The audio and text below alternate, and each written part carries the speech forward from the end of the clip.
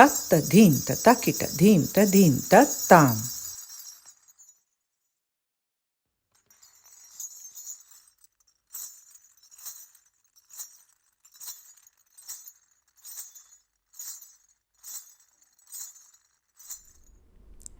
These are very much the times of Goddess Kali.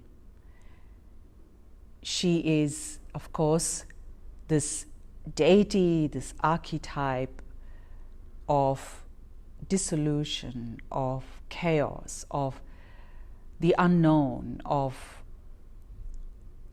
instability. And of course, for many of us, at the heart of the experience of these times is this dance of Kali, this wild, terrifying, ferocious dance of Kali. I think the endurance of Kali through the centuries into the times we live in, to me is about the power of the goddess philosophy or the philosophy of the divine feminine. Of course, this philosophy is very ancient, and despite centuries of attempts to water it down, to set it aside, to make it invisible, Kali has endured, and she continues to dance in our times. And to me, there is nothing more moving as an assurance from the goddess that she will endure than the presence of Kali in our times. One of the greatest invitations of Kali that is relevant to us now is this practice of non-duality. You can see that the very presence of Kali, wild, terrifying, ferocious, in our languaging, indiscriminately destructive, cruel. She baffles us, and try as we might, we are really not able to story Kali in a way that fits into our notions of good and bad and right and wrong without completely distorting her. In fact, she's not Kali in those stories that we make that try and contain her.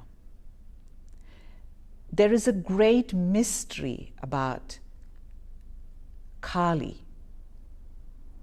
Why does she have this ferocity? Why is she so challenging to our ideas about beauty, about peace, about harmony? In fact, challenging to our very idea of what is divine and what is feminine.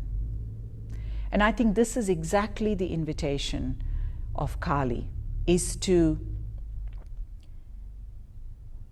move beyond our neat definitions of the divine and not divine, and the good and the bad, and the right and the wrong, and creative and destructive, all these kind of dualities that make life seemingly more convenient and more understandable for us.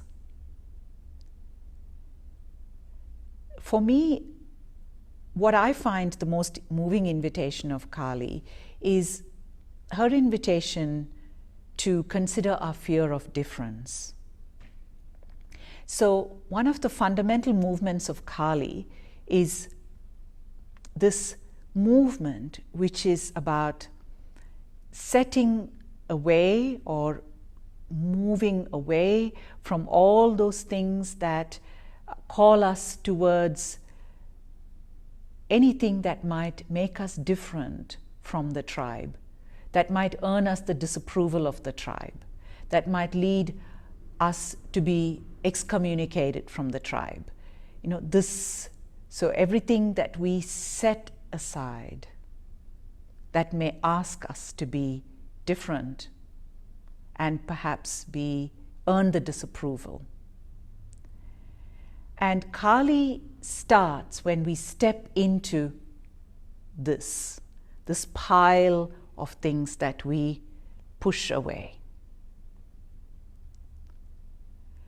And the story of Kali, she is dwelling in cremation grounds, which of course is outside of community and settlement. And here again is this space that we don't really want to bring close to us. We set it aside. Death, places of death. And so it's when we step into that space that is the beginning of the descent into Kali. At the same time, it's not simply about accepting everything, because Kali is not about rejecting or accepting.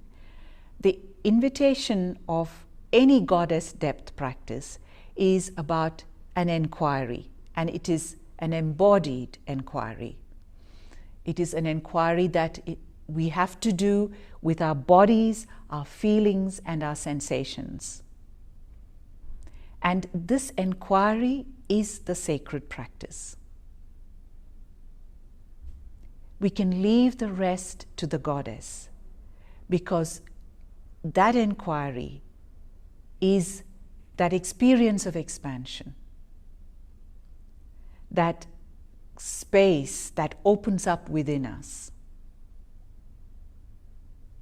So any experience can be a way of connecting to that expansive goddess source.